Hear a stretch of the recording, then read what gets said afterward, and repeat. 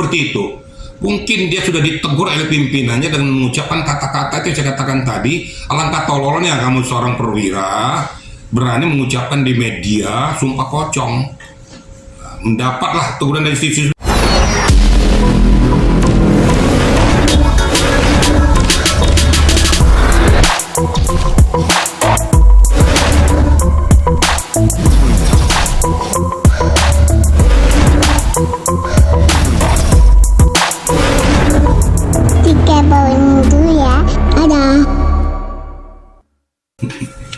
Baik, selamat sore untuk rekan-rekan media.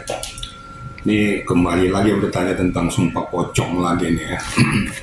Jadi begini ya. Kalau kemarin peristiwa terjadinya sumpah pocong yang dilakukan oleh Sakatata, itu silakan aja lah menurut mereka itu apakah tradisi dan lain sebagainya, dipandang dari sudut agama, dipandang daripada sudut kelayakan, atau dipandang dari sudut hukum.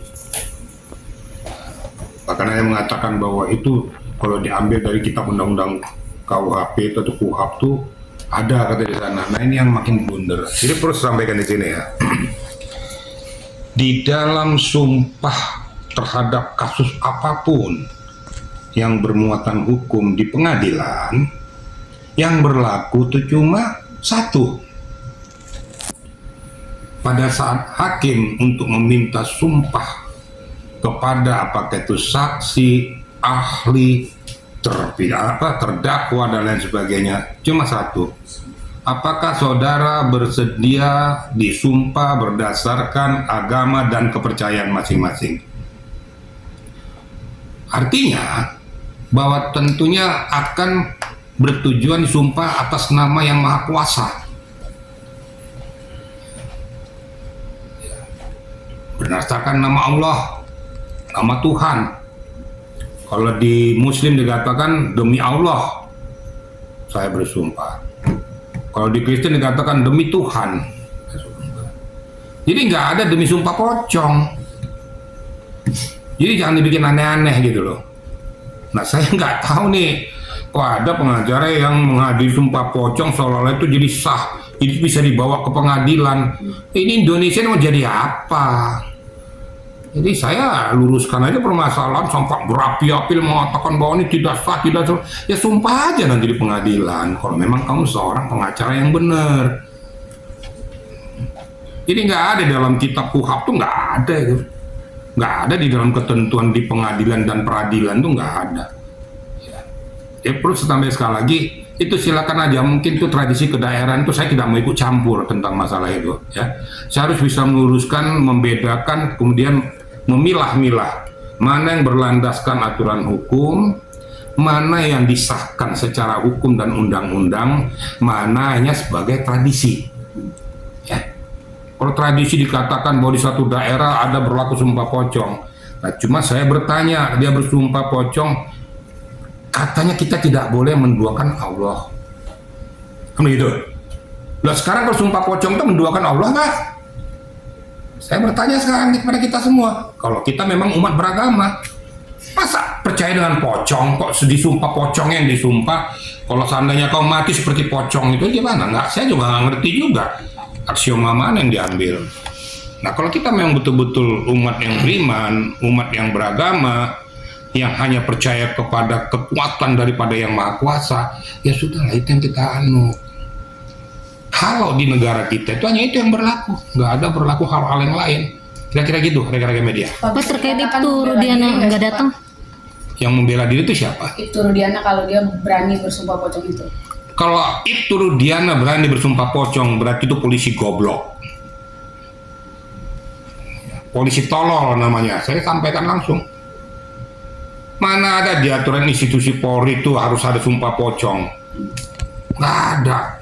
Jadi kalau kemarin dia kelepasan ngomong tuh saya berani sumpah pocong 7 turunan, sangat amat saya sesalkan seorang abdi negara terpancing, tergiring untuk mengucapkan kata-kata tersebut yang seharusnya tidak dia lakukan.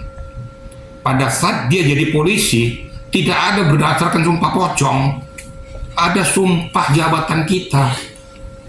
Ya. sebagai abdi negara. Berarti sumpah berdasarkan berlandaskan daripada ketuhanan yang Maha Esa. Cuma itu kira-kira.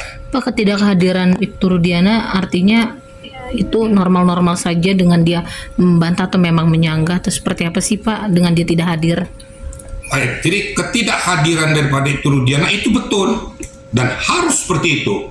Mungkin dia sudah ditegur oleh pimpinannya dengan mengucapkan kata-kata itu yang saya katakan tadi. Alangkah tololnya kamu seorang perwira berani mengucapkan di media sumpah pocong.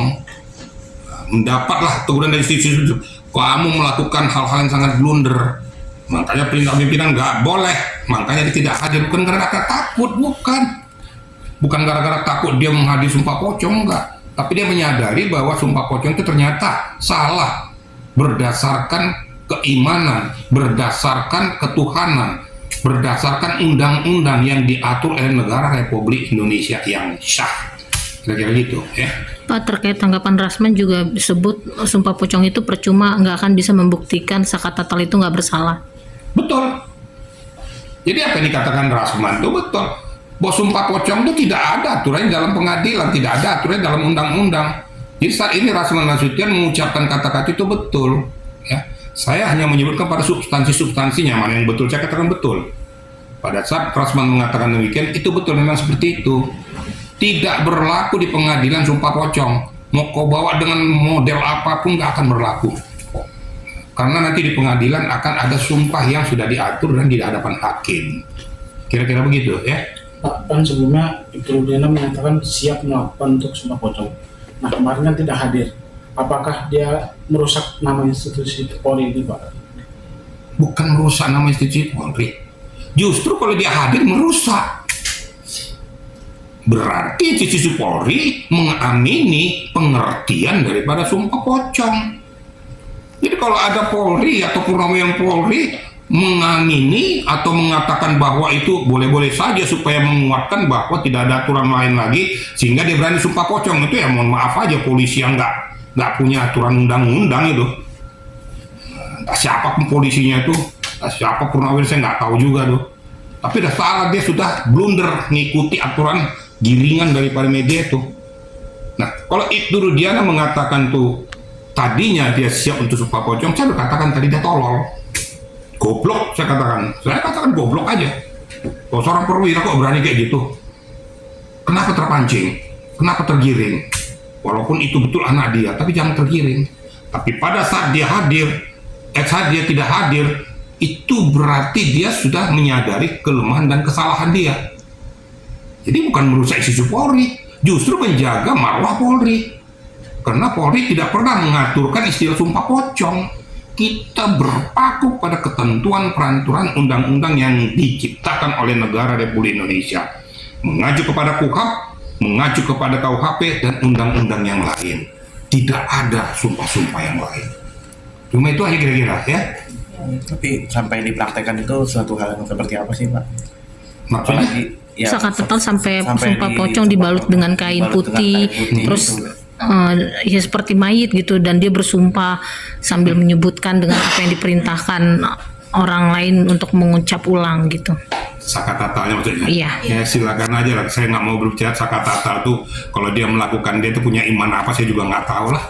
Tapi tidak berlaku di Republik Indonesia. Kan saya bilang ada tradisi kedaerahan yang melakukan hal tersebut, tapi tidak bisa masuk dalam barikade undang-undang karena tidak ada diatur, dianut dalam undang-undang kita tentang sumpah pocong. Jadi jangan ngarang-ngarang nih, kalau ada pemerhati hukum ikut-ikutan itu yang nggak ngerti saya, dia belajarnya di mana, di fakultas hukum mana dia belajar itu, saya juga nggak tahu dong.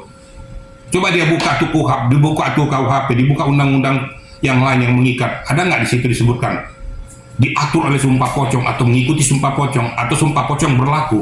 Nggak ada. Nah sekarang kok sudah jadi sarjana hukum kok jadi ngawur, kok ngikut-ngikuti sumpah pocong? Harusnya dia harus meluruskan masalah itu, karena itu tradisi kedaerahan menurut orang ya. Tapi menurut kita sebagai umat yang beriman, sekali lagi loh ya, umat yang beriman harusnya kita mengerti. Masa kita percaya dengan pocong? Pocong kan buatan manusia. Emang ada pocong itu buatan setan atau enggak? Manusia menciptakan pocong-pocong itu. Diikat lah ini kayak pocong, akhirnya dia sumpah pocong. Aneh bin ajaib. Kok semakin maju negara kita, kok semakin terkebelakang ilmu pengetahuan kita tentang bagaimana kehidupan yang bernegara, kehidupan yang bertuhan, kehidupan yang beriman. Saya berani kalau pengetahuan kayak gini ya, saya nggak ngerti tuh, ya. Itu ciptaan manusia, pocong-pocong itu. Nanti kuntilanak kan ciptaan manusia. Nanti besok-besok sumpah kuntilanak. Gimana tuh? Kenapa? Sudah tradisi, hancurlah negara kita kan. Nanti kalau sumpah dibawa ke negara lain tuh, diketawain kita nanti. Loh, ini Indonesia ada sumpah kuntilanak, sumpah pocong, sumpah genderuwo, macam-macam nih. Nah, akal sehat kita hidup lah gitu. Tolong hidup akal sehat kita, jangan tergiring supaya kelihatan kita hebat dilihat orang, mengamini aja masalah kayak gitu, berapi-api lagi. Gitu kira-kira ya. Pak, kembali ke munculan itu Rudiana Pak. Kan dia baru-baru muncul setelah 8 tahun ini Pak. Itu bisa dikatakan terlambat nggak sih Pak? Maksudnya muncul setelah 8 tahun gimana? Kemunculan dia pas kemarin respon gitu dengan statement sumpah pocong itu. Kan saya udah ngomong di awal tadi bahwa dia blunder. Satu, kemunculan setelah 8 tahun itu di polisi ataupun di institusi TNI Polri itu ada aturan main. Ada aturan main, kita muncul di publik harus seizin pimpinan. Tidak bisa sembarangan. Kalau dia mau menyuarakan suatu pendapat atau gambaran atau suara hati, ada humas. Kecuali kalau muncul kemarin sudah ada izin daripada pimpinan Polri, apakah di satuan terbawah sampai ke tingkat atas ke Kapolri mengatakan silakan kamu muncul, tapi ikuti aturan main.